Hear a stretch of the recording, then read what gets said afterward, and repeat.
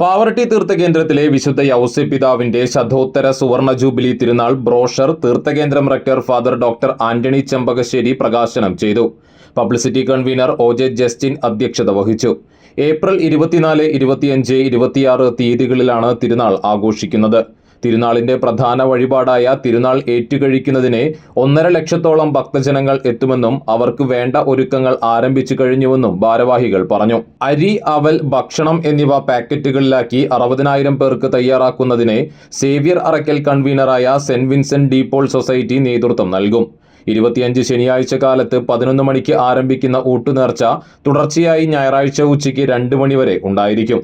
പള്ളിയും പരിസരവും കണ്ണഞ്ചിപ്പിക്കുന്ന വൈദ്യുതി ദീപാലങ്കാരത്തിനായി ഒരുക്കങ്ങൾ ആരംഭിച്ചു കഴിഞ്ഞു. പള്ളി നവീകരണ ജോലികൾ വേഗത്തിൽ നടന്നുകൊണ്ടിരിക്കുകയാണ്. ബ്രോഷർ പ്രകാശന ചടങ്ങിൽ അസിസ്റ്റന്റ് വികാരിമാരായ ഫാദർ ഫ്രാങ്കോ ഫ്രോണിസ്, ഫാദർ അമൽ ചാഴൂർ, നടത്തുകൈക്കാരനായ ജെയ്സൺ വടക്കൂട്ട്, കൈക്കാരന്മാരായ K A. Joson, Joseph Leo, K J. Babu, publicity committee secretary C V. Xavier, treasurer Leslie Joseph, committee അംഗങ്ങളായ Xavier Arakkal, N J. Leo, V S. Seby, V L. Shaji, A J. Joy, Justin Jose എന്നിവർ പങ്കെടുത്തു.